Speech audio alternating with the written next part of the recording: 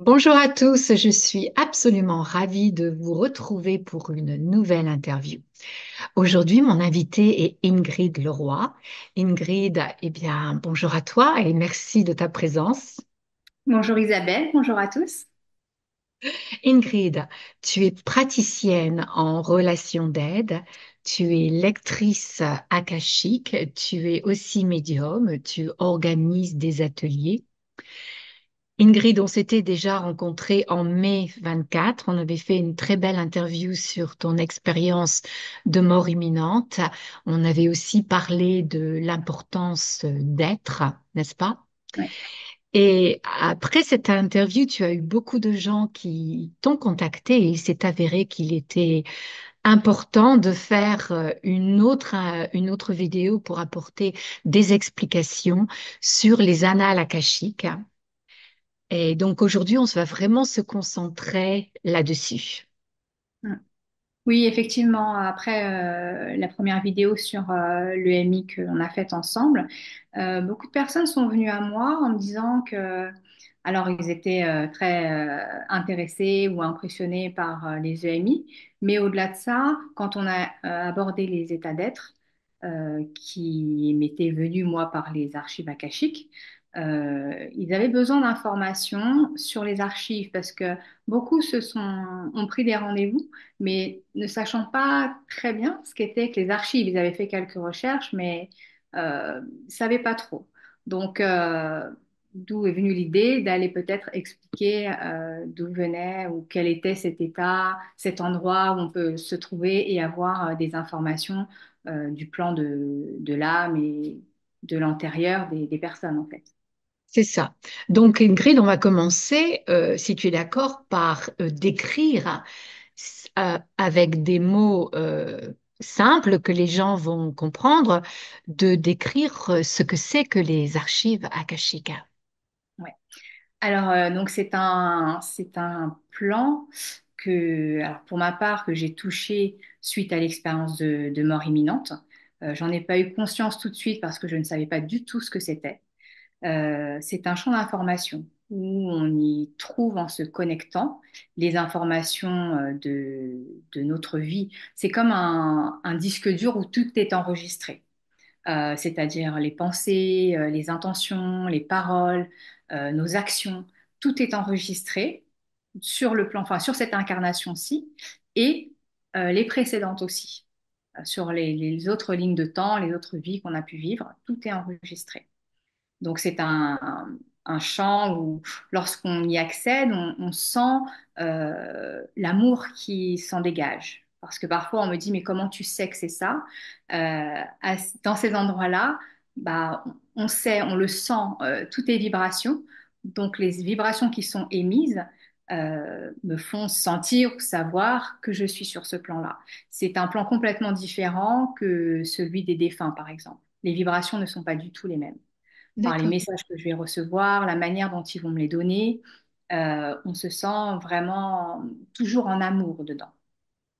Et quand on me dit où est-ce que c'est, alors ça c'est aussi un peu voilà à expliquer. C'est la fréquence d'à côté. Je leur dis toujours que c'est à côté. C'est une fréquence à changer. Et alors il y en a qui passent par la prière. Pour ma part, j'ai pas eu à passer par la prière parce que, comme je l'ai dit dans la précédente interview, je suis restée connectée à ce plan presque instantanément, en fait. Donc, j'ai jamais eu à apprendre. D'ailleurs, lorsque ça s'est présenté, lorsque ma thérapeute m'a dit, mais tu te connectes à ce plan-là, à l'akasha, mais je lui ai dit, bah non, parce que je n'ai pas appris à le faire. Et il n'y avait pas, pour ma part, à apprendre. C'était déjà là, c'était déjà posé. Donc, il y a des personnes qui passent par la prière. Après, tout est juste, hein. Peut-être qu'elles l'ont appris comme ça. Moi, pour ma part, par rapport à l'expérience de mort imminente, ça s'est posé comme ça et j'ai jamais eu à faire de prière. Je pose une intention, mais j'ai pas de prière à faire pour ouvrir ou enfin, pour fermer. Je pose des intentions quand même, je le remercie à la fin, mais c'est pas du tout le même process que d'autres et je pense que d'autres ont le même que moi, hein. C'est pas, voilà, tout est juste à chaque fois, hein, comme on dit, hein. Mais c'est-à-dire que tu es déjà ouverte De toute façon, depuis ton expérience de mort imminente, comme tu disais dans l'interview qu'on a faite en mai, c'est comme si tu vivais sur les deux plans. Donc, pour toi, c'est évident, tu peux te contacter directement. Mais c'est vrai que tout le monde ne pourra pas faire la même chose. Quand Mm. tu dis, j'ai l'impression que c'est un peu comme un inconscient collectif. Est-ce que tu serais d'accord avec ce terme? Oui, où tout est rassemblé à Mhm. l'intérieur, en fait. Mhm. On est tous connectés les uns aux autres, les uns avec les autres, les uns à l'intérieur des autres. Et quand Oui, je me connecte à ce plan-là, euh, je suis connectée au parcours, enfin à l'âme ou au chemin du consultant. d'accord. Et est-ce Oui, c'est collectif. que tu dis c'est différent des vibrations des défunts, de l'endroit où tu peux connecter les défunts, est-ce que ça peut arriver qu'un défunt entre dans ces archives akashiques, s'il y a un message important à donner? Oui, d'ailleurs, je demande toujours au consultant s'il est d'accord, si une personne, un défunt se présente, de le laisser entrer. Parce que ils viennent aussi en séance faire des guérisons émotionnelles, hein. Ils apportent toujours quelque chose. Et ça, c'est quelque chose, oui, que je laisse faire, que je propose. Et quand ça se passe, c'est un accompagnement en plus, une guérison de plus. C'est Voilà. ça, Ouais. d'accord.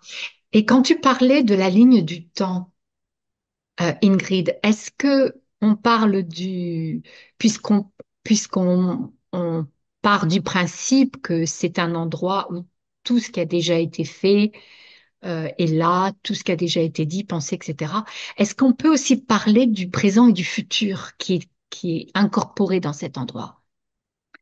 Alors, c'est vrai que quand on parle d'autres lignes de temps, on me montre des vies qui ont été vécues dans l'antérieur, sur le parcours de l'âme du consultant. Et en même temps, on pourrait penser, bon, c'est déjà étudié aussi, que tout se passe en même temps. Il y a un espèce de, comme si on était multidimensionnel, en fait. Donc, il y a un questionnement là, j'ai pas, c'est vraiment, moi, ma vision aussi. Mais est-ce que c'est la vérité? Je ne sais pas. En tout cas, c'est la vision que j'ai.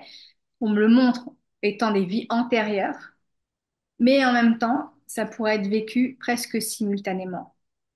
Il y a toujours ce truc avec l'espace-temps. Est-ce que le temps existe, n'existe pas? Donc voilà. Mais oui, effectivement, il y a quelque chose avec l'espace-temps. Donc, Et je pense aussi qu'on a besoin que ce soit calé, que ce soit chiffré, de manière à ce que le mental puisse l'enregistrer aussi. Il y a ça aussi. On nous donne les informations qu'on peut recevoir. tout à fait, tout à fait. Euh, donc, si tu veux, à la limite, on pourrait même penser que nous sommes, Isabelle, moi et Ingrid, toi, dans cette vie, mais on peut avoir d'autres vies, vivre d'autres vies en même temps, ce que nous, on appelle des vies antérieures. Mm. Ça pourrait se passer maintenant, en fait, dans notre façon de penser, de voir les choses. Oui, c'est vraiment intéressant et c'est très difficile à comprendre. Et, mais je crois qu'on s'habitue à ce concept. Une fois qu'on l'a entendu une ou deux fois, on s'habitue à ce concept. Enfin, c'est vraiment fascinant.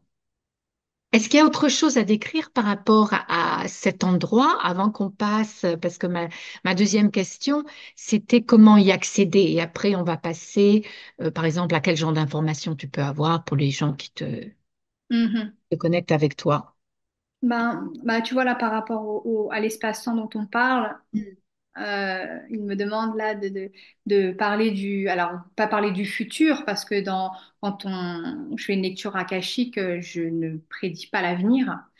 Par contre, lorsque le passé est compris, accueilli, observé, conscientisé sur des épreuves que l'on a vécues, Oui.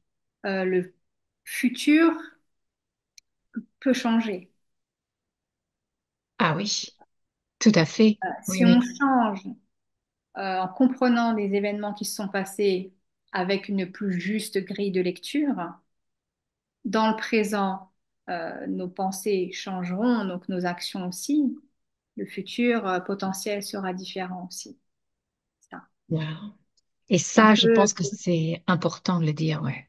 ouais, mais parce qu'on voit bien, enfin, je vois en séance des personnes qui d'un coup vont comprendre quelque chose, une épreuve, le sens caché. J'appelle ça les beautés cachées de la vie. Il y a souvent des sens cachés aux épreuves que l'on vit.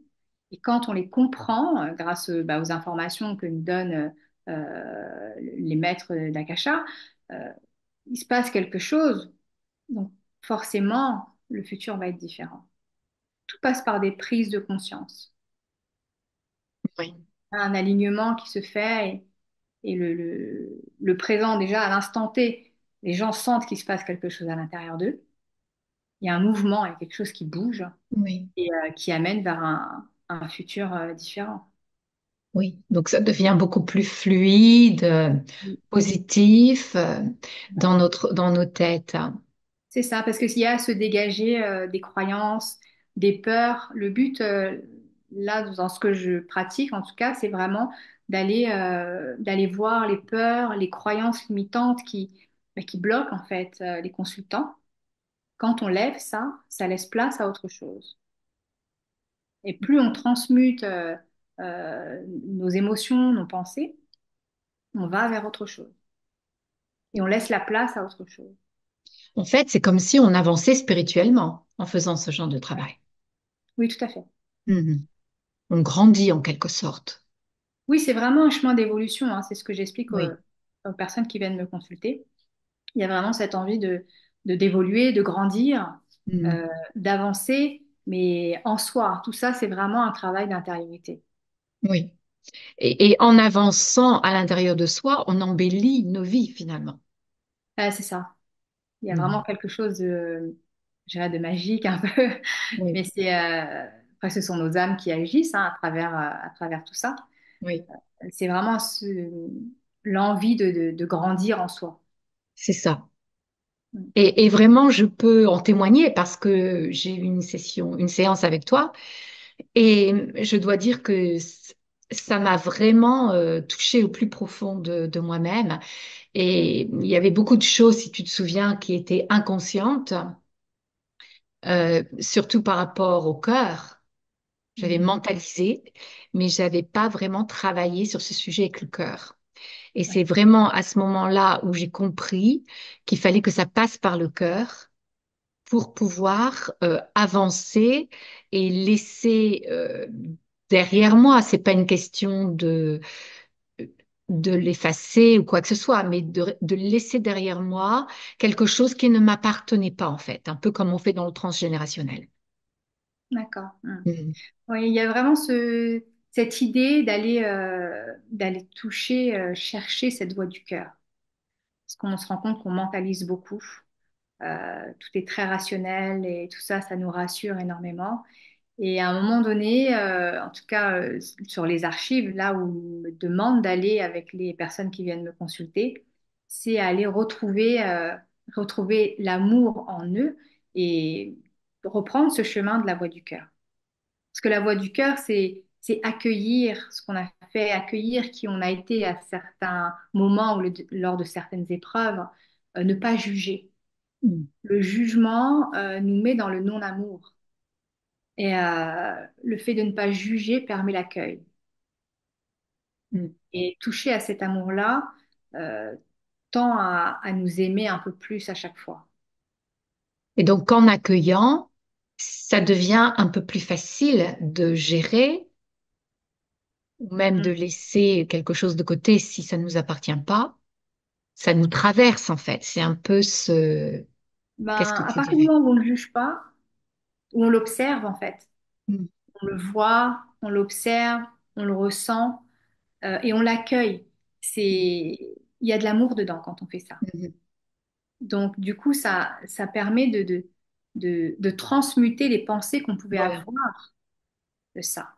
voilà. Parce Donc qu'il y a c'est beaucoup de vraiment gens cet amour qui transmute. C'est c'est ça, l'amour. parce qu'on se Mhm. juge beaucoup et c'est ça qui crée aussi le blocage et la croyance. Mhm. Et ça permet aussi parce que ça, c'est ce qu'ils disent là, d'aller tendre à la joie. Mhm. Tu vois, c'est une énergie très puissante, que ce soit l'amour, mais la joie. Quelqu'un qui est animé par des énergies de joie quand il s'apprête à faire quelque chose ou à être, on n'est pas animé par la même énergie que quand on est dans la peur. Et c'est ça qui me demande en fait de transmettre aux personnes qui viennent consulter. C'est des états d'être en fait, de Oui, les faire revenir à ces états-là. Et pour faire revenir à ces états-là de joie ou d'amour, de gaieté, il y a d'abord à aller transmuter les croyances limitantes et les peurs. Alors de cette incarnation-ci, et parfois, suivant les personnes, en fait, si elles ont déjà pas mal œuvré sur elles, on a accès aux vies antérieures. voilà. Parce que le poids des vies antérieures est aussi très lourd, souvent dans nos incarnations. Mais après, ça, c'est vraiment adapté à chaque consultant, en fait. On va me donner les informations que la personne en face de moi peut recevoir. On va pas me donner plus. Parfois, on me dit, mais je voudrais connaître une de mes vies antérieures. Si c'est pas juste, hein, si ça fait pas sens, on me la donnera pas. C'est pas que Oui. je ne veux pas la donner, mais si ça fait pas sens, le consultant ne l'aura pas. Il faut vraiment que ça fasse sens à l'instant T, de manière Mhm. à ce que cette personne puisse grandir à l'intérieur d'elle. Mhm. Et là, on me donnera les informations. Qu'elle Donc, tout est puisse, très qu'elle juste. soit en forme, j'allais dire, tu vois ce que je veux dire, pour recevoir en fait, qu'elle soit capable de recevoir à cet instant, que ce ne soit pas trop douloureux peut-être, si c'est quelque chose de très douloureux. Ben c'est ça, parce que bon, dans les vies antérieures, on n'a pas toujours fait des trucs très sympas. Et faut savoir que quand on les revit, on ressent tout. Oui. Voilà. Oui.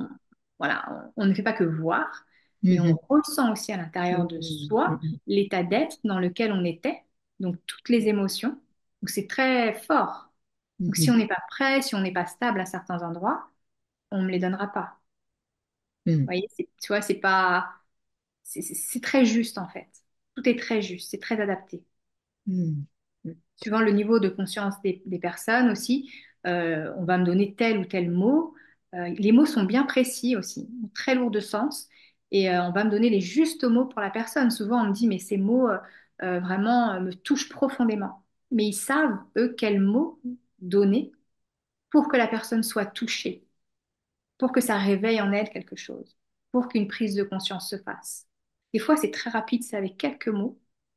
Personne tout de suite sentent qu'il y a déjà un mouvement à l'intérieur d'elle. Parce que le poids des mots est très, très important aussi, le C'est sens. très important. Ouais, et c'est Est-ce que vraiment tu as, parfois. est-ce que tu as déjà eu des personnes qui sont venues te voir et qui, ou que ce soit en ligne ou en présentiel, et qui pouvaient elles aussi accéder à tes guides, qui pouvaient sentir cette vibration? Est-ce que ça t'est déjà arrivé, ça? Ben, alors en séance, en fait, oui, les personnes me disent qu'elles sentent. Alors, elles ne voient pas les personnes en question. Souvent, on me demande, mais qui c'est, combien ils sont? Alors Oui, ça, pour moi, c'est quelque chose que enfin, je peux pas répondre parce que je pose pas l'intention de les voir, parce que ça fait pas sens pour moi. Vraiment, c'est une source d'information. c'est ça. Je me connecte à elle et voilà, je cherche pas à en savoir plus en fait. C'est une question de sens, hein. Après, je comprends qu'ici, après, quand on est dans le mental, au départ, je voulais savoir hein, à qui je parle, Eh combien ils oui, sont. D'ailleurs, je mets toujours il au pluriel, mais je ne sais même pas. oui, Je ne vois rien. Mais voilà, tout est vibratoire, c'est tu vois. ça. Mais les personnes me disent parfois qu'elles ressentent. Parce que dans l'intensité des mots qu'on va donner, on va sentir l'amour qui est là pour elles. Elles vont le sentir. Et elles me disent, mais je me sens d'un coup enveloppée de quelque chose. Mhm. Et il y a vraiment une grande puissance par rapport aux mots, vraiment, c'est les mots qui sont dits, hein. Ça résonne tellement à l'intérieur des personnes, on se sent enveloppé de quelque chose. Oui, ça sonne juste, en fait. C'est ça. Ça sonne tellement, ouais, tellement juste que ben, il y a un amour profond qui se dégage, quoi.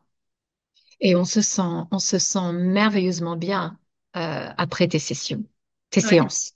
Excusez-moi, je dis session parce que je suis à moitié anglaise. Faut le dire.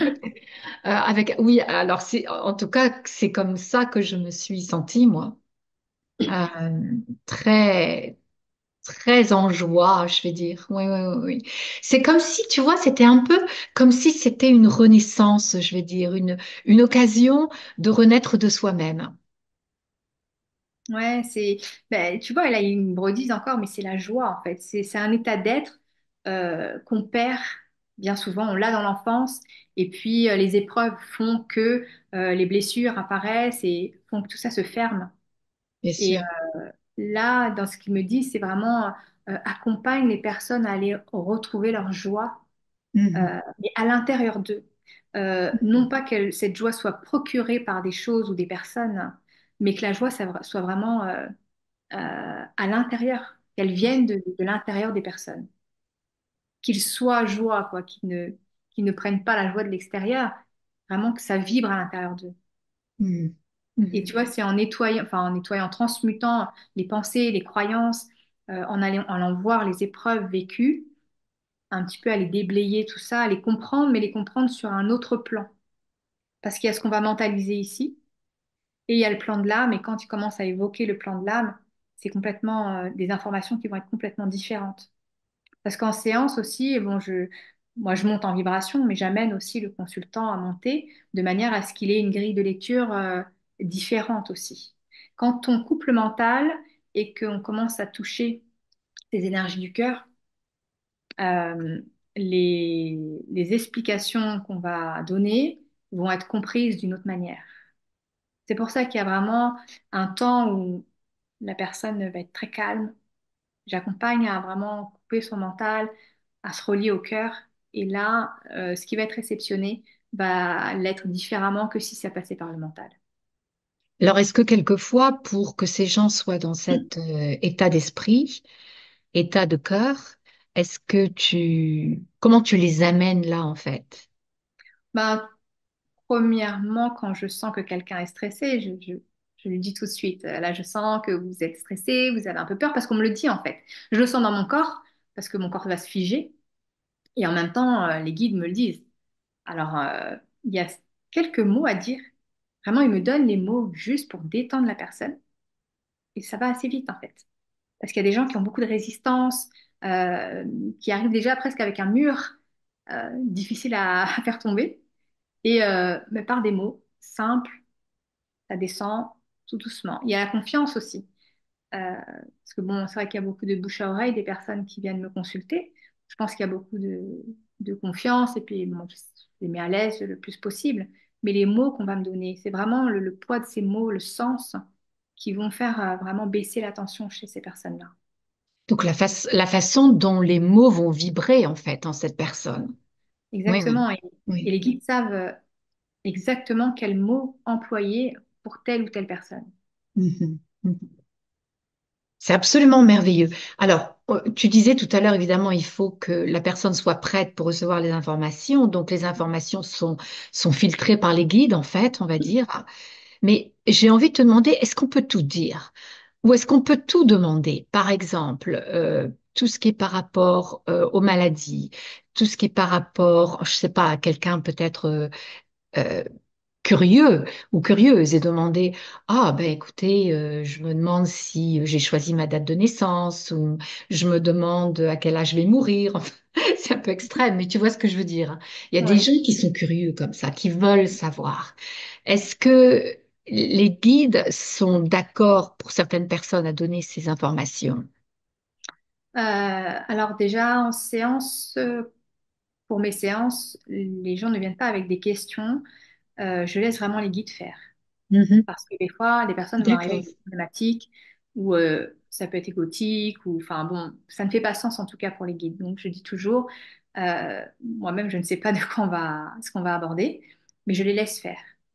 Et eux savent. Parce que parfois les gens vont arriver avec une problématique et les guides vont aller totalement ailleurs, de quelque chose qui est complètement inconscient et qui finalement bah, va être le problème. Tu vois, donc je les laisse faire. Eux savent. Et après, concernant des questions qu'on pourrait me poser, alors je préviens toujours, hein, ils répondent pas toujours à toutes les questions. Parce que quand Mhm. ça ne fait pas sens, ils ne répondent pas. Question des maladies, est-ce que je suis malade, ceci, cela. Je dis, il n'y a pas mieux que d'aller faire des examens et de voir un médecin pour voir. Après, le sens de la maladie, oui. Voilà. Ça, c'est vrai que j'avais déjà évoqué. On va me donner le sens de la maladie. Pourquoi la maladie est là, la relation, que ce soit émotionnelle ou transgénérationnelle. Je vais avoir ce type d'information. Si ça fait sens pour la personne, si c'est nécessaire pour elle à ce moment-là. Parce qu'on n'est pas toujours prêt à tout entendre, c'est ce qu'on croit. Et moi, si les guides me disent non, eh ben, je n'aurai pas d'infos de toutes les manières. Parce que des fois, la curiosité est un peu trop poussée. Et là, non, ça ne fonctionne pas. D'ailleurs, souvent, je l'entends. Quand on me dit, je peux vous poser une question, et en avant, on me dit, c'est de la curiosité. Enfin, je sais, on va me le dire. Après, moi, je ne juge pas, hein, c'est OK, tout est OK. Par contre, je n'aurai pas la réponse. Ou est-ce que je vais mourir, ou telle personne va mourir? On n'aura pas, j'aurai pas ce genre de réponse-là. C'est vraiment, faut vraiment que ça fasse sens pour la personne, que ce soit utile à son avancement, à son évolution. Voilà, c'est ça. Je crois que c'est la clé, il faut que ce soit spirituel, enfin, par Oui. rapport à leur évolution. Mhm, Oui, c'est ça. Il y a mhm. des enseignements derrière chaque épreuve, derrière chaque Mhm. chose. Si c'est pour évoluer et grandir, il y aura. Et encore une fois, si c'est juste pour la personne. Tout à fait. Est-ce que tes guides te parlent de karma dans certaines séances? Est-ce que, parce que le karma, bon, c'est en quelque sorte la somme de nos vies cumulées, donc les vies antérieures dont on parlait tout à l'heure, les prises de conscience peut-être qu'on peut avoir par rapport aux vies antérieures. Hmm. Alors sur le karma, souvent les gens ont cette notion de punition. Quand on dit ah, bah, c'est le karma, c'est voilà, c'est le retour de bâton, etc. La manière dont ils l'ont abordé avec moi, c'était vraiment vivre une expérience que l'on a fait vivre à quelqu'un d'autre, mais qui était choisie. Je veux dire, aujourd'hui, j'ai fait du mal à quelqu'un, j'ai été très méchante avec, dans une autre incarnation, ou peut-être même dans celle-ci, je vais le vivre à mon tour, de manière à ressentir à chaque fois ce que j'ai fait à l'autre, ou ce que l'autre m'a fait. C'est dans ce sens-là, moi, qui me le montre, tu vois. C'est un choix. C'est un choix de vivre cette expérience pour avancer et comprendre. Voilà, d'expérimenter, vraiment Expérimenter. d'expérimenter tous les Mhm. états que l'on fait vivre à l'autre et que nous-mêmes, on a envie d'expérimenter pour Mhm. ressentir ce qui se passe.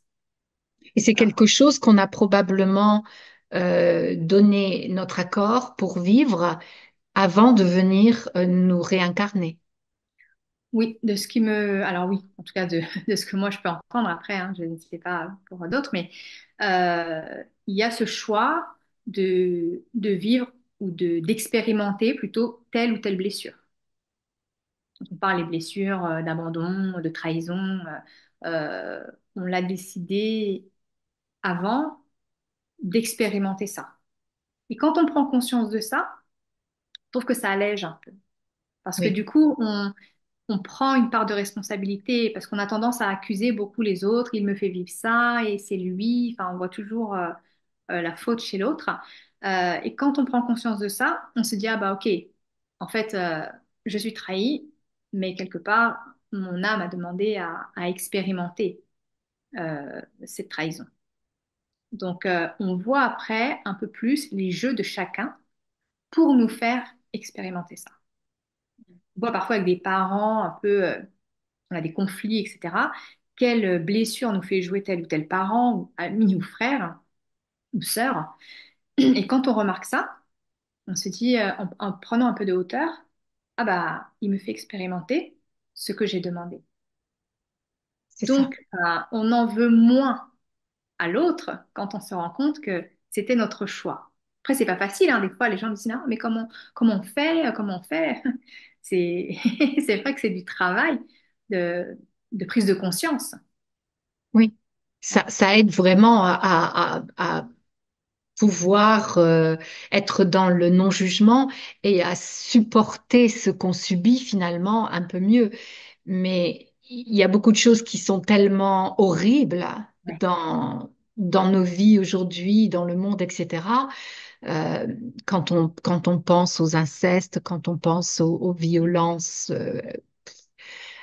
qu'on ne peut pas décrire tellement c'est horrible, c'est des choses très difficiles à comprendre. Et je me demande vraiment si on a vraiment choisi ces choses horribles qui nous arrivent à certains moments. Est-ce que tout est planifié avant ou est-ce qu'il reste des zones troubles où, pour une raison ou pour une autre, quelqu'un prend la décision de faire du mal, en fait, sans avoir choisi avant? Ouais, Je ne sais ça pas. alors, après c'est toujours après de ce que moi je vis, hein. Bien Euh, sûr. il y a les choix qu'on fait, mais comme tu dis, il y a des choses terribles qui se passent. Mm. Euh, et moi-même, je me demande comment on peut choisir de vouloir vivre parfois de telles épreuves. On pense enfin, aux guerres, aux enfants malades, etc. Comment est-ce qu'on peut choisir ça? Mais là, alors, je n'ai vraiment pas la réponse, à savoir Mm. euh, si c'est totalement tout le temps comme ça ou s'il y a des choses qui font que ce sera autrement. Voilà. Il reste des mystères, n'est-ce pas, Ingrid, dans la vie, on ne peut pas tout connaître. Ah non, puis tu vois, j'ai même pas l'information là parce que bon, je suis connectée, mais tu vois, je Oui. n'ai pas, j'ai pas l'information. Tout à l'heure, on parlait aussi là du détachement que ça crée quand on prend conscience qu'on a choisi telle ou telle blessure à vivre. Donc le fait de pouvoir conscientiser ça, ça crée du détachement concernant les blessures et les douleurs, par exemple. Ils insistaient avec ce mot détachement, de manière à se détacher un peu, mais en Mm. conscience. Pas être dans le déni ou pas mettre de côté, mais de se détacher. C'est ça. Et quand les personnes viennent, par exemple, pour parler, ou tes guides décident de parler de leur vie antérieure, est-ce qu'elles peuvent faire un travail un peu comme si on allait voir une psychanalyse, un travail régulier avec toi, on en a parlé un petit peu hier en off, pour justement avancer dans ce parcours, pour moins souffrir, par exemple, si on parle de vie antérieure douloureuse. Ouais. Mais en fait, il y a des personnes ben, bon, là, qui arrivent pour une première séance. Euh, je fais des accompagnements. Et effectivement, lors de ces accompagnements, alors c'est pareil, c'est suivant les personnes de là où elles en sont, hein. On va d'abord travailler sur cette incarnation-là, qui vont les faire avancer. On va aller voir les croyances, les peurs, tout ça, les transmuter, tout ça. Et après, arriver sur les vies antérieures, ça enlève beaucoup de lourdeur, en fait. Parce qu'il y a des choses qui sont mises en place. Des fois, on me dit, mais je ne comprends pas pourquoi je suis comme ci ou comme ça. J'ai l'impression que c'est pas moi, mais c'est plus fort que moi.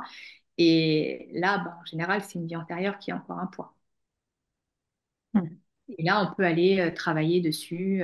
Ça, c'est pareil, ça va dépendre du consultant. Ou on me dit, tu lui racontes la vie, mais tu ne l'emmènes pas regarder. Voilà, parfois ça arrive. Je peux raconter ce que je vois. Ça va faire sens pour la personne. En général, les gens me disent tout le temps, ah, mais je le sens en moi. C'est tout à fait ça.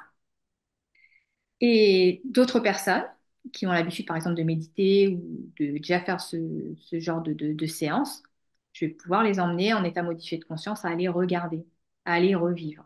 Mais c'est pas pour tout le monde. C'est vraiment, encore une fois, très, très adapté. Donc là, la personne va revoir, revivre, ça va faire sens pour elle. Et là, elle va comprendre que c'est pas cette incarnation-ci, ça vient vraiment d'ailleurs. Et donc, toutes ces émotions, tout ce qu'elle ressent, ça ne lui appartient pas dans cette incarnation-ci. Donc on peut aussi rassurer les gens euh, qui auraient envie de venir, de te contacter, de même venir te voir, c'est que en sortant d'une séance, le but c'est de se sentir quand même bien ou au moins reposé ou comment dire, en bon état, j'ai envie de Ah dire. oui, tout à fait. Ah oui, oui, de toute façon, même s'il y a des larmes, parce qu'il y a des choses qui sont très touchantes, hein. Oui, C'est vrai que souvent les gens, voilà, pleurent, mais c'est des larmes finalement de compréhension, de joie. Il se passe des choses où c'est comme un apaisement d'un coup. On se dit, mais oui, mais je comprends en fait. Et il y a un relâchement qui se crée. une Euh, libération. Hmm. une libération, ce sont des libérations émotionnelles qui sont très intenses, hein. C'est vrai que les personnes, du coup, aiment revenir parce que euh, il y a quelque chose de très... on aime, enfin, on aime grandir, on aime comprendre ce qui se passe en nous, et là, on le comprend sur un autre plan. Et surtout quand on passe par cette voie du cœur, où on ne juge pas, on accueille, et là, on a l'impression c'est pas une impression, on se libère et on vit. Parce qu'il y a cette notion-là de vivre aussi. Euh, Oui. c'est ce qu'ils disent, de vivre les états d'être. Euh, donc, quand on ressort, oui, enfin, des séances, il y a beaucoup de libération et d'apaisement par les compréhensions, les prises de conscience qui sont faites pendant la séance. Est-ce que la gratitude entre beaucoup dans les sessions? La gratitude pour aider les gens à comprendre déjà ce qu'ils ont de bien dans leur vie? Oui. Alors, c'est vrai qu'on accède beaucoup aux épreuves que les personnes ont vécues, difficiles, mais quand on leur montre que sur le plan de l'âme, il y avait autre chose, il y avait un enseignement, il y avait quelque chose à apprendre, et que la personne, d'un coup, ça fait sens pour elle, et elle me dit, ah mais oui, mais maintenant je comprends mieux. Et là, il y a vraiment cette gratitude qui est là. Hmm. C'est presque, d'ailleurs, enfin, c'est souvent où on remercie l'épreuve qui a été difficile, parce que grâce à cette épreuve, la personne a grandi, la personne a évolué. Et il faut encore avoir cette autre vision, en fait, c'est un autre angle de vue de pouvoir observer l'épreuve. Parce que souvent, on s'arrête à l'épreuve, on a souffert, on a mal, c'était dur, euh, on veut un petit peu planquer ça et ne plus y revenir et l'oublier. Alors que derrière chaque épreuve, il y a quelque chose qui est enseigné. Et c'est enseigné très souvent avec beaucoup d'amour, mais on n'en a pas la conscience. Parce que l'amour qui est mis dedans, il est fait pour nous faire grandir, contrairement à ce qu'on pourrait croire. Donc, c'est toujours très beau et finalement, les personnes ne voient plus l'épreuve de la même manière. Comme je l'avais dit, pareil, pour moi, quand j'ai fait l'EMI, j'ai eu une maladie, enfin, j'ai eu des hépatites, j'ai failli mourir. Pendant pas mal de temps, je voulais plus entendre parler de cette maladie, enfin, je me pensais maudite, quoi, carrément. Et en fin de compte, au fur et à mesure, ben, j'ai consulté des personnes qui m'ont accompagnée aussi, notamment une kinésiologue incroyable qui m'a dit, elle, mais tu as quelque chose, il faut faire quelque chose en toi depuis. Et, euh, et là, ben, maintenant, je me dis, mais grâce à cette épreuve, ma vie a été complètement chamboulée et dans le bon sens. Mais au départ, j'avais pas du tout cette grille de lecture. Pour moi, j'ai failli mourir, j'étais très malade, ça a duré, donc je ne voulais plus me retourner là-dessus. Jusqu'à ce que je vois l'expérience d'une autre manière. Qu'est-ce qui était caché derrière ça? Et derrière cet événement-là, c'est là où j'ai connecté à tout ce que je suis connectée aujourd'hui. Si je n'étais pas passée par là, j'aurais certainement pas autant chamboulé ma vie, mais dans le bon sens. Ah, mais tout à fait. Mais chaque expérienceur ou expérienceuse disent la même chose et aussi euh, qu'on a eu besoin, qu'elles ont eu besoin d'une période, on va dire, de convalescence, en quelque sorte, pour vraiment comprendre tout ce qui s'était passé, de mettre les choses en ordre. Parce que toi, si je me souviens bien, Ingrid, dans ton expérience de mort imminente et après, tu avais des bruits de tous les côtés. Enfin, tu avais tu voyais, tu entendais, enfin, je ne sais pas, toutes ces vibrations partout, tout le temps. Et c'était très, très douloureux de supporter, en fait, hein. Oui, c'est que c'est des choses dont on n'a pas l'habitude. Quand on se met à entendre, on dit qu'on est schizophrène, hein, tout de suite. Donc, j'entendais des voix, je ressentais des choses très fortes, je ressentais les émotions des gens, je pouvais voir d'un coup à travers eux. J'étais pas habituée à ça. Disons que ça ne rentre pas dans le mental, tout ça. C'est pas très rationnel. Et puis, on nous dit pas que ça existe, enfin, que ça peut arriver. On voit ça que dans les films. Donc, oui, je me suis dit, je ne suis plus normale, je ne serai plus jamais comme avant et c'est plus possible. En fait, je ne rentrais plus dans les cases de la société. Il y a ça aussi. D'un coup, on se sent très différent et, euh, et c'est ce qui fait que ben, ça m'a fait pas mal sombrer. Et comme je t'ai dit, jusqu'à ce que je rencontre des personnes sur mon chemin qui m'ont accompagnée. à comprendre que bah, c'était d'autres capacités qui étaient en place, qu'on a tous et toutes, potentiellement de manière différente, mais les capacités qu'on a. Donc là, elle m'était un peu tombée dessus, un peu brutalement, qu'il fallait gérer ça. Et bah, au fur et à mesure, j'ai appris à stabiliser en fait avec ces endroits-là. En fait, c'est les mondes subtils. J'ai appris à stabiliser. En fait, au plus j'ai nettoyé mes peurs, mes croyances, parce que ça, c'était là aussi. Toutes mes peurs et mes croyances sont remontées après cette expérience-là. Au plus j'ai travaillé ça, j'ai transmuté ça, je suis allée vraiment œuvrer en ce sens. Ça a laissé place à autre chose. Le fait d'être stable dans ces endroits-là m'a permis d'accueillir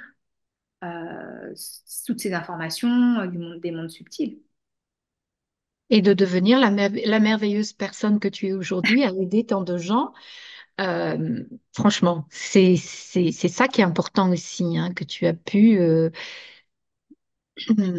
t'ouvrir à ce monde pour le bien-être des autres aussi. Mm. Oui, c'est bah, maintenant c'est ce qui me, enfin, c'est ce qui me demande parce que finalement le parcours que j'ai eu, c'est un peu le parcours que je propose aux personnes, Voilà. de transmuter leurs peurs, leurs croyances et laisser place à autre chose. Parce que dans ce que me demandent entre guillemets les guides, c'est d'aller faire en sorte que les personnes se reconnectent à elles-mêmes. Parce que dans la vie de tous les jours, on est carrément déconnecté de nous-mêmes. Clairement, dans le brouhaha de la vie de tous les jours, on n'est plus du tout connecté à soi. Et notamment dans les ateliers aussi que je propose, on me dit, mais on voudrait que tu amènes ces personnes-là à se reconnecter à leur être profond, de manière à ne plus être dépendante de tout ce qui est extérieur. On va sans arrêt demander l'avis extérieur. On en parlait hier avec une amie sur le GPS, par exemple. On met le GPS sans arrêt. Parfois, c'est automatique. Même quand on connaît la route, on va le mettre. Donc, il n'y a plus rien qui vient de nous. Plus rien ne vient de l'intérieur de nous. Toutes les intelligences artificielles, alors c'est bien et c'est pas bien, parce que qu'est-ce qu'il en ressort de nous-mêmes à un moment donné? Et ça nous coupe de notre être. Donc, ils me disent, mais on voudrait que tu accompagnes les gens à se reconnecter à eux-mêmes. Euh, Même notamment, on me dit, oui, mais toi, tu as les réponses pour toi, ou tu peux connecter. Alors, je connecte très facilement pour les autres. Il ne faut pas croire pour moi. Des fois, je pose des questions. Si ça fait pas sens pour les guides, ils ne me donnent pas de réponse, hein. Je suis comme tout le monde et on a plus de mal pour soi que pour les autres. Mais voilà, donc dans les ateliers, le truc, c'est vraiment d'aller faire se connecter à eux-mêmes et de pouvoir être autonome. C'est à chaque fois le mot qu'ils me disent, que les personnes soient autonomes, qu'elles n'aient plus besoin d'aller chercher à l'extérieur des réponses, parce que les réponses, on les a en nous. Mais il y a cet endroit à aller connecter par des états modifiés de conscience, à aller retrouver. Et ça passe par ces états de paix, ces états de joie, la connexion à la voix du cœur. Ça passe par ces endroits-là. Et Et c'est ce qui me demande. Ingrid, est-ce que tu penses que les guides, en général, les êtres spirituels, etc., nous aident à être plus autonomes pour pouvoir faire face à un futur, euh, si on pense à notre ligne de vie, parce que le monde change. Parce qu'on nous dit toujours que les vibrations changent, qu'on passe d'un monde à un autre, qu'il faut absolument qu'il y ait de plus en plus de personnes qui se connectent à soi-même avec ce sentiment d'amour, ce dont tu parles, et de bien-être pour que ça fasse un peu ricocher vers les autres personnes dans le monde, etc., etc. Enfin, tu vois ce que je veux dire. Est-ce que tu penses que tes guides sont là aussi pour nous pousser dans cette voie? Bah, oui, en tout cas, moi, il me pousse à pousser les Mhm. gens. C'est ça. Ouais, vraiment, quand j'ai entendu le mot atelier, c'est tombé d'un coup d'un seul. On m'a dit, mais accompagne-les à se reconnecter à eux-mêmes. Donc, il y a vraiment cette autonomie, ce désir enfin, ce désir, je ne sais pas s'ils désirent des choses, mais voilà, d'aider les personnes à être en autonomie.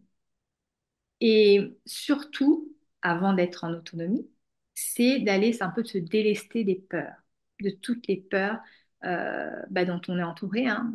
On allume la télé, il y a de la peur, on nous envoie des peurs de partout. Donc ça crée des blocages aussi. Tout ce qui est peur va nous limiter. Donc vraiment, ils amènent ça D'ailleurs, c'est un message qu'ils m'avaient donné un petit peu avant. Soyez vigilants à vos pensées, à ce que vous regardez. Est-ce que vos peurs sont de réelles peurs? Parce qu'il y a beaucoup d'illusions aussi dans la peur. Et toutes les peurs qui sont créées par l'extérieur, des créations. Donc après, c'est un peu ouais, ce travail d'intériorité, d'aller se poser la question, qu'est-ce qui me fait peur? De quoi j'ai peur? Est-ce que c'est fondé, vraiment? Est-ce qu'elle existe vraiment? Il y a vraiment tout ça. Ça, on le voit en séance sur les peurs, hein. Et après, les gens se rendent compte que ce ne sont pas des peurs, de réelles peurs, en fait. Il peut y avoir des peurs de l'intérieur, des peurs de maintenant, mais quand on arrive à développer tout ça avec toutes leurs informations, les gens se rendent compte que c'est pas une réelle peur. Et ça, ils disent, vous êtes happés à chaque fois par ça. Ne vous laissez pas attraper ni happer par les peurs. Tout à fait. On a déjà assez de peur qu'on accumule depuis l'enfance. Oui. En plus, maintenant, les temps sont de plus en plus changeants et les gens qui regardent les informations tout le temps ou la radio tout le temps on nous nourrit de peur en fait encore plus. Donc assez, assez, assez, Mm. comme tu dis, Oui, parce qu'on c'est s'en nourrit. important. Après, comme tu dis, pour regarder les informations, c'est que des images très dures à regarder, des nouvelles, des choses qu'on va entendre, des mots qui sont bien posés pour faire peur aussi. Donc, on enregistre quelque part, ça reste à l'intérieur. Et puis, il y a des gens qui vont ressasser, et puis voilà. Et finalement, euh, on les prend de l'extérieur, mais on est libre de s'en nourrir ou pas. Il y a ça aussi. Qu'est-ce Tout que à vous fait. allez faire de ce qu'on va vous donner? Parce que j'avais reçu un message là-dessus justement, où il disait, ben, vous êtes aussi responsable de l'alimentation que vous allez prendre. Est-ce que je m'en détache euh, ou est-ce que ben, je vais continuer à m'alimenter de ça? Et c'est pas forcément de la bonne nourriture. Et tout ce qui rentre comme ça, 100 grammes, les mots, etc. Et ça vous crée un état d'être qui ne sera pas celui de la joie ou de l'amour ou de la gaieté. Et là, on va rentrer dans des peurs. Mais en même temps, euh, on se sera nourri seul de ça. Moi, depuis que j'ai fait l'expérience de mort imminente, par exemple, je ne regarde plus la télé. Parce que tout de suite, j'ai été très sensible à ce qui se disait, hein, par rapport à toutes ces ouvertures qui se sont créées d'un coup. Je ne pouvais plus regarder les informations. C'était plus possible. Et donc, depuis 2011, je ne regarde plus. C'est une alimentation de moins et ça me fait du bien. Tu vois, et c'est parce que ça a un impact terrible. Les gens te disent, ah ben t'as vu les infos, il se passait ci. Et en fait, bah, là, il y a quelque chose de très collectif, du coup, qui va se créer, parce une, deux, trois personnes qui en parlent, ça crée quand même des égrégores de peur.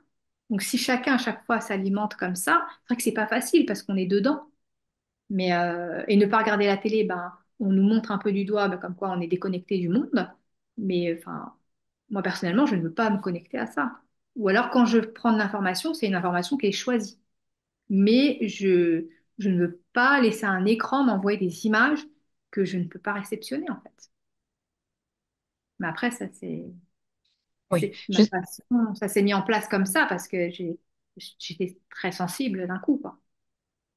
je comprends tout à fait. Je suis très sensible à ça aussi. Je regarde le moins possible. En fait, souvent, ce que je fais, c'est que je demande à mon mari, bon, dis-moi en gros ce qui se passe dans le Mm. monde, mais en gros, tu vois. Et, euh, et quelquefois, c'est vrai que certaines personnes se posent des questions parce qu'il ne s'agit pas non plus de mettre sa tête dans le sable, Ouais. Oui. hein, comme une autruche, mais de pouvoir être, d'avoir la connaissance de ce qui se passe quand même, mais sans rentrer dans ces égrégores négatifs qui va nous faire plomber. Et comme tu disais, mais à quoi ça sert? Mm. À quoi ça sert? Le but de notre vie n'est pas d'être dans le négatif, c'est au contraire d'essayer de surpasser, de transmuter ces expériences pour être de plus en plus dans la joie, dans le cœur, dans un état d'être où l'on peut vraiment laisser surgir de soi quelque chose de beau, en fait. Oui, tout à fait, parce que quand c'est, comme tu dis, on ne peut pas se mettre la tête dans le sable. Euh, on peut voir ce qui se passe, savoir, mais après, c'est vraiment propre à chacun de savoir comment il veut réceptionner ces informations. Moi, quand je veux savoir quelque chose, je cherche quelque chose de très ciblé. Mais c'est mon envie d'aller voir à ce moment-là. On ne me lance pas des images ou des choses, des mots comme ça, où à un moment où je ne vais pas être prête à les recevoir. C'est choisi. Voilà. Mais après, chacun bah, fait comme il veut, hein. Ça ne veut pas dire que je ne sais pas ce qui se passe dans le monde. Je le sais, mais j'ai réceptionné les informations quand je me sentais prête à le faire. Voilà. Et dans un état d'être qui est OK pour moi.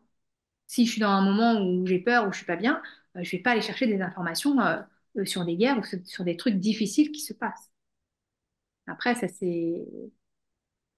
je fonctionne comme ça maintenant parce que je respecte aussi mes besoins et je ne veux pas me faire clairement du mal, ne pas pouvoir gérer une information en fait.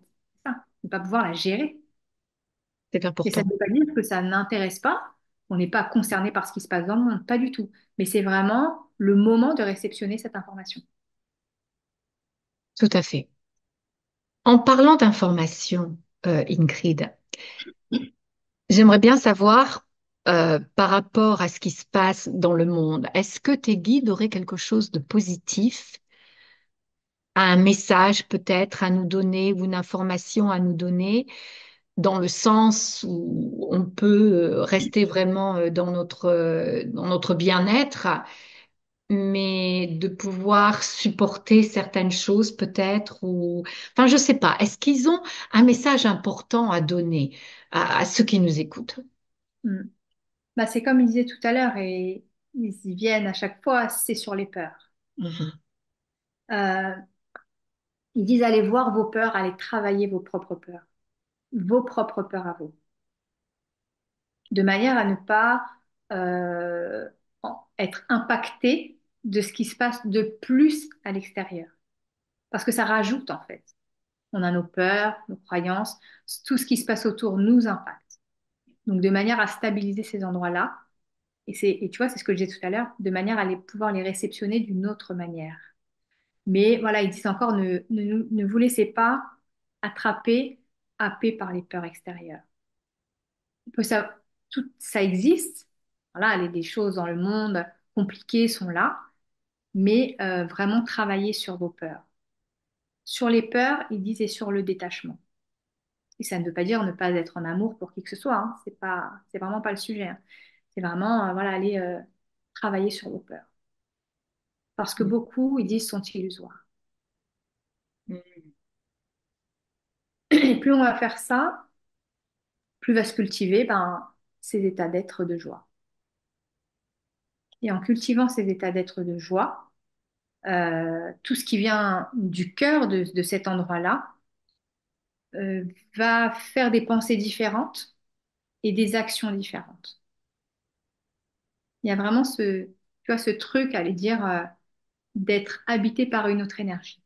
Mais tout Parce que dépend quand de tu... nous pour changer le Oui, monde voilà, c'est dans un ça. sens. Parce que Mhm. quand tu fais quelque chose et que tu es animé par une énergie de peur, ça donnera pas la même chose que quand tu fais quelque chose et que tu es animé par une énergie de joie. Déjà, dans ton corps, ça se passe pas de la même manière. Les pensées sont différentes et les actions vont être différentes. Donc, c'est vraiment là-dessus qu'ils insistent, c'est vraiment sur les peurs.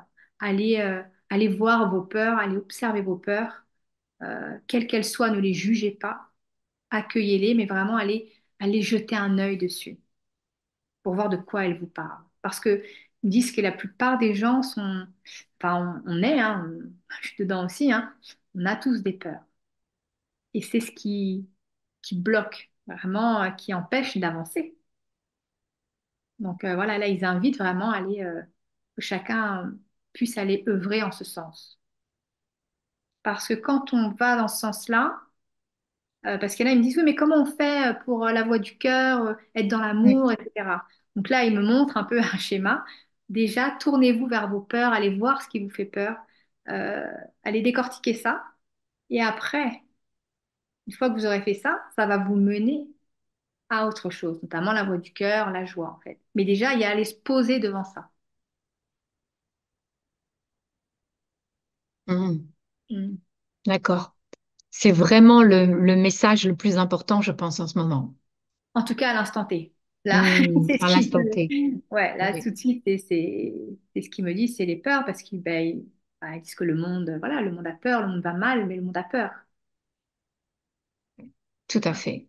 Oui, Mm. Et ok. si ça bloque, ça crée voilà, des croyances, et ça, des blocages. Hmm.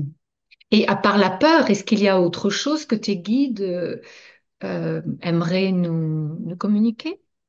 Mm. Ben là, il parle du détachement, tu vois. Détachement, de l'illusion dans laquelle on vit. Alors, euh, on dit qu'ici, c'est une pièce de théâtre, que chacun a à peu près défini son rôle à jouer, à aller voir ça un peu, mais surtout à se tourner vers quel rôle nous on joue. Et Quel est c'est mon ça? rôle? À quoi je joue? Ouais. En fait, c'est Oui. encore une introspection, en fait.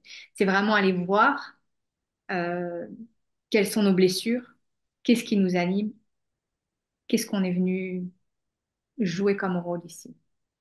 Et surtout, il parle des blessures, là. Allez observer, sentir quelles blessures vous expérimentez. Parce qu'ils disent qu'on, bah, comme tout à l'heure, il disait, on accuse beaucoup l'autre de nous faire du mal, mais on ne se pose pas la question de qu'est-ce que je suis venue expérimenter ici comme blessure. Tu vois, il y a des personnes qui me disent, ah bah, je tombe toujours sur le même genre de personnes, je suis toujours trahie. Voilà. Et quand tu leur mets en place que c'est la blessure qu'ils sont venus expérimenter, donc forcément qu'ils vont rencontrer que des personnes qui vont les trahir parce que c'est le choix de l'âme d'aller expérimenter ça. Tu vois? Donc c'est pour ça là ils disent ben, que toutes ces personnes-là aillent voir quelles blessures sont en elles. Qu'est-ce qui se rejoue à chaque fois? Tu vois, de manière à ce qu'elles comprennent que bah, c'est ce qu'elles sont venues, c'est ce qu'elles ont demandé à vivre. Parce qu'une fois qu'on Déjà, a ça, compris, ça peut s'arrêter. je pense pas que ça s'arrête, parce que sinon on n'aurait plus rien à faire ou plus rien à être. Mais ça permet le détachement. C'est Tu ça. vois, d'avoir un petit peu, de regarder avec un peu plus de hauteur, de se dire, bah, finalement, c'est pas l'autre qui me fait tout le temps du mal, Mm. c'est qu'est-ce que j'ai choisi de vivre, d'expérimenter. Mm. Mais les Donc, schémas répétitifs ne voilà. reviendront moins ou de moins en moins. Alors, moins, parce que à force de s'observer et d'avoir conscientisé ce qu'on est venu expérimenter, Mhm. on sera moins touché. Mm.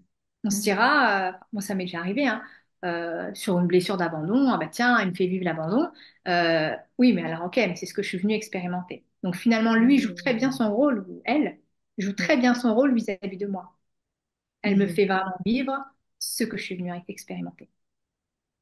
Mais on Tu peut vois? transmuter ce problème d'abandon avec lequel on est arrivé. On peut, le but, c'est de transmuter, d'aller au-delà de. Bah déjà, le fait du détachement, tu vois, là ils disent, le fait de ce détachement qui se crée. Quand tu n'es plus sur l'autre, c'est plus à cause de l'autre, tu prends une part de responsabilité parce que tu l'as choisi. Oui. Déjà, il y a du détachement. Donc, il y a moins de colère. Tu seras Mhm. moins en colère envers l'autre. Après, je ne Mhm. pense pas que ça s'arrête. Comme je disais, sinon on n'aurait plus rien à être. Euh, Mhm. et le fait de le voir, le percevoir, ça allège, ça apaise. On est quand même moins impacté. Surtout quand on prend la responsabilité, on se dit, mais en fait, j'ai choisi ça. Donc finalement, l'autre est le meilleur accompagnant sur mon chemin pour me faire expérimenter ça.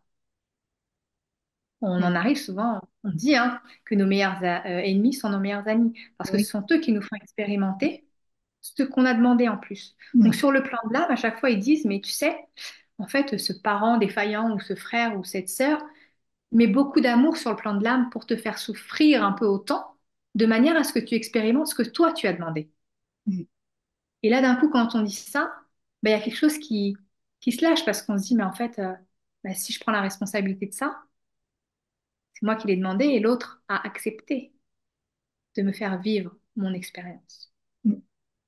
Ça Ça, m'a je le vois énormément beaucoup. aidé quand j'ai compris ça. Ouais, Ouais. mais je le Quand vois j'ai compris beaucoup. ça. Mm. En séance avec, par exemple, des mamans qui ont fait des IVG. Mhm. Et là, quand l'âme du bébé se présente et explique pourquoi il ne s'est pas incarné ou des choses comme ça apaise énormément les mamans, alors qu'elles, elles avaient mis ça dans un coin de leur tête, c'était fini. Mais en fin de compte, si le bébé arrive, c'est qu'il y a quelque chose encore à dénouer. Et très souvent, c'est ce qui se passe. L'enfant dit, ben voilà, je suis venu expérimenter ce que tu m'as demandé et inversement. Il y a vraiment un truc de 50-50 qui crée un peu, qui crée à la fois du détachement, mais pas dans le non-amour. Parce que d'un coup, on se détache d'une situation dans laquelle il y a beaucoup d'amour en réalité pour faire grandir l'autre. Tu vois? Et ça se passe aussi pas mal dans ces schémas-là, avec Quand on ouais, sait les IVG. ça, c'est comme si on changeait de lunettes, en fait. Quand on sait ça, on voit les Ah, choses mais, différemment. ah oui, c'est vraiment une autre grille de lecture qui est complètement différente. Tout ce qui est du plan de l'âme, quand il commence à aborder ce plan-là, on voit qu'il y a vraiment des informations. Voilà, mais je dis encore, c'est les beautés cachées de la vie. On n'imagine pas ce qu'il y a derrière ces épreuves. On parle Oui, d'enseignement, il y a beaucoup d'amour derrière tout ça. il y a Alors, beaucoup d'amour c'est pas derrière toujours tout ça. facile. C'est pas toujours facile parce que des fois, il y a des épreuves qui sont très très dures. Mais quand ils en viennent à expliquer vraiment le pourquoi du comment, là, c'est vraiment, ça c'est vraiment, c'est magique, quoi. C'est très beau à entendre. Et là, tu parlais de grâce tout à l'heure. On se retrouve dans des états de grâce avec ça, avec des explications comme celle-ci. Ouais, parce que dire à une maman que, bah voilà, elle avait demandé à vivre bah, cet abandon, une maman qui a fait un IVG, hein, parce que ça Mm. se pose là aussi. Elle avait choisi de vivre cette épreuve, mais que le petit bébé va bien. Enfin voilà, c'était une épreuve partagée. L'un et l'autre a choisi, et ça change tout en fait. Ça change tout. Il y a une culpabilité qui s'envole parce que des femmes qui portent ça pendant des années, cette culpabilité d'avoir fait cette IVG, et c'est des libérations mais incroyables. Il Ça faut enlève du vraiment être comme un détective, en fait, hein, dans la vie, Sauf que pour moi, je ne chercher cherche rien qui me donne Colombo. Je vais t'appeler Colombo. avec les informations. Bah, tu vois, comme elles viennent, elles tombent du ciel, hein, clairement. Hein. C'est euh, c'est vraiment dans le but de libérer et d'accompagner les personnes Oui, souffrantes. Alors, ou pas, parce qu'après, au fil du temps, quand on fait des accompagnements, les personnes viennent, elles souffrent moins. Et là, elles bien sûr. travaillent, mais dans des états différents. Et c'est pareil, travailler avec un état d'être différent, on avance encore plus profondément, je dirais. Et c'est là où on voit aussi l'avancement de notre planète, parce que il y a 150 ans, il y avait très peu de personnes qui Ouais. faisaient, enfin, on n'avait pas les médias évidemment, hein, mais je pense que il y a quand même beaucoup plus de personnes éveillées maintenant qui ont un pas dans l'autre monde, des personnes qui canalisent, comme toi, des médiums, etc., qui peuvent aider les gens à faire ce dont tu viens de nous parler. Hmm. Mais il y a même 60 ans, c'était très tabou, ce genre de choses. Oui, c'est vrai que maintenant, bah, avec les réseaux, hein, là, c'est beaucoup plus ouvert. Mais tu sais que quand j'ai fait l'expérience de mort imminente, à l'époque, il y avait peut-être déjà les réseaux, mais moi, j'étais pas dedans. Donc, je n'avais pas d'informations sur ce qui m'était arrivé. Hein. Pas du Oui. tout, je ne savais pas du tout. Mm. Donc, c'est vrai qu'aujourd'hui, on a la chance de pouvoir partager ça, nos expériences. Et puis, comme tu disais, les gens qui s'éveillent de plus en plus. J'ai eu beaucoup de personnes après la première interview qu'on a faite ensemble qui connaissaient les EMI, mais sans plus. Et du coup, le mot état d'être les a touchés. Et c'est un mot qu'ils avaient évoqué, les guides, hein, dans l'interview. Oui. Euh, Ça les a touchés et ça leur a donné envie d'aller voir ce que c'était. De la curiosité. Finalement, ça a éveillé aussi. Donc, j'ai Oui. trouvé ça très chouette parce que c'était pas forcément. Les gens ne connaissaient même pas les archives akashiques en fait, ni Mhm. d'autres plans. Alors, ils savaient que le contact défunt, ça existait, mais sans plus.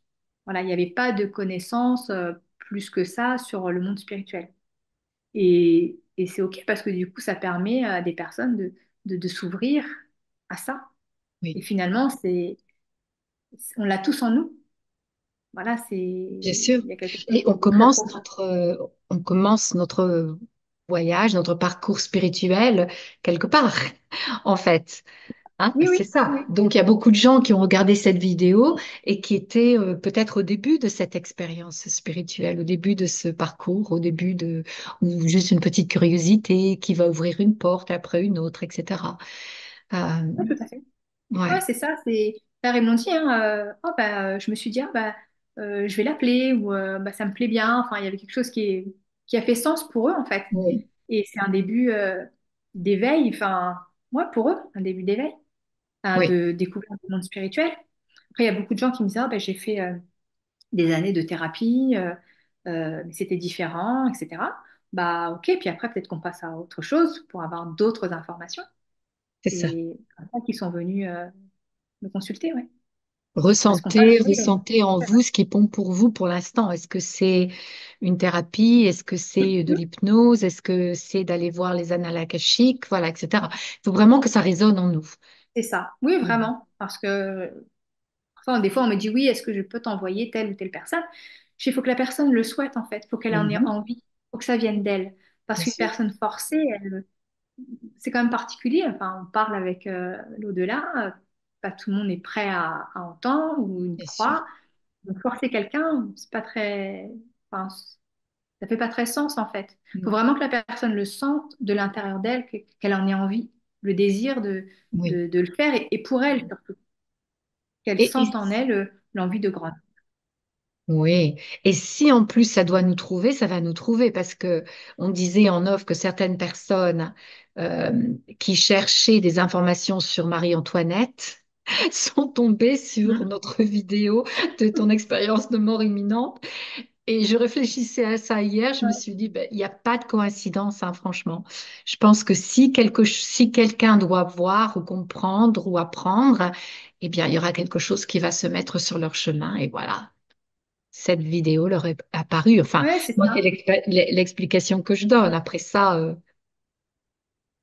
c'est autre chose, je sais Oui, pas. parce qu'on m'a dit plusieurs fois, c'est parce que, enfin, je cherchais un truc et puis je suis tombée sur votre vidéo par hasard. Mhm. Euh, Bah, je pense du coup qu'il n'y a pas de hasard. Voilà. Et surtout si après la personne est venue en séance, Oui, donc il n'y avait pas de hasard, c'est que c'était juste à ce moment-là pour elle, quoi. oui, Et c'est chouette. tout à fait. Alors, je regarde l'heure et ça galope, comme d'habitude. Alors, alors, je voulais te demander s'il y avait autre chose d'important à dire avant que l'on se quitte. Peut-être est-ce que tes guides ont quelque chose à rajouter ou toi-même avant que l'on clôture cette interview. Hmm. Bah, tu vois, là, il me parle de l'être profond euh, Hmm. qui est dans chacun d'entre nous. Oui, Vraiment d'aller se reconnecter à son être profond. d'accord. Parce il y a quelque chose en nous où les réponses sont là. Mhm. Et, euh, et là, ils disent, mais reconnectez-vous à vous-même. Mhm. Voilà. Parce qu'on a des informations extérieures, etc. Mais il y Mhm. a aussi cet endroit à aller se connecter, qui est en soi. Mhm. Et il parle de l'amour pour soi aussi. Parce que Mhm. dans les séances, beaucoup les gens me disent, mais comment on fait pour s'aimer? Mhm. Je sais aimer l'autre, je peux croire que l'autre m'aime, mais moi, je ne crois pas vraiment en l'amour que je peux avoir pour moi. Donc il y a vraiment à aller œuvrer en soi, à s'aimer soi-même. C'est comme, il me le montre comme une force, comme une puissance. Pas être plus fort que l'autre, hein. C'est vraiment une sorte d'alimentation, quelque chose qui va vraiment nous nourrir, l'amour de soi. Et ça passe par l'accueil de qui on est, de ce qu'on a vécu, dans le non-jugement. Quand on passe par là, par cette voie du cœur, ça crée beaucoup de libération. D'accord. Mais Donc, vraiment, il nous invite à aller nous connecter à notre être profond. en se D'ailleurs, mettant, c'est excuse-moi, comment? en se mettant peut-être dans cet état de méditation d'abord pour que les gens comprennent concrètement ce qu'ils peuvent Oui. faire. Ouais, Mhm. c'est vraiment se centrer sur soi, aller se poser dans le calme et aller accueillir qui on est, que ce soit nos parties sombres, tout ce qui fait partie de nous. C'est aller accueillir qui on est. Mhm. Voilà. Et après, quand on parle aussi de se connecter à l'être profond, parce que cet être-là, c'est par là où bah, après on peut accueillir certaines informations, certaines réponses euh, sur lesquelles on s'interroge. Mhm. Mais vraiment, il y a ce truc avec son être profond là. C'est le mot qu'il voulait poser, en tout cas pour les personnes qui vont regarder ça. Il y en a peut-être qui vont s'interroger, mais qu'est-ce que c'est? Qu'est-ce que ça veut dire?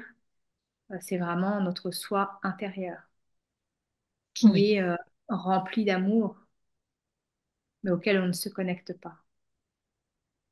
On peut penser à l'âme quand on dit ça, en fait. Ouais, C'est ça. oui.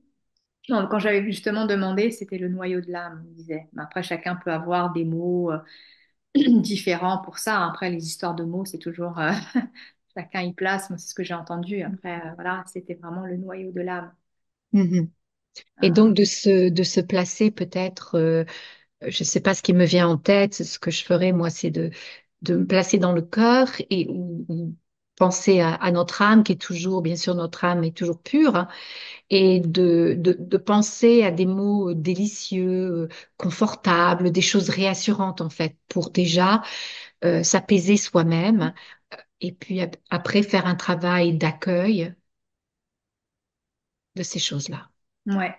Bah, tu vois, de la manière dont tu le poses, voilà, c'est vraiment aller se poser, se centrer, s'aligner et aller voir, regarder vraiment qui on est Mhm. et de toutes les facettes qu'on a. Mhm. Voilà, et toutes les qualités, les capacités. Même ils insistent aussi sur les parties sombres parce que les gens ont tendance à un peu balayer les parties sombres, ils veulent pas aller les voir alors qu'elles font partie intégrante de nous. Aller accueillir tout ça, Oui, ne c'est pas sûr. juger, de manière à pouvoir s'aimer, mais profondément. Voilà, Parce que c'est le jugement qui crée le non-amour pour soi.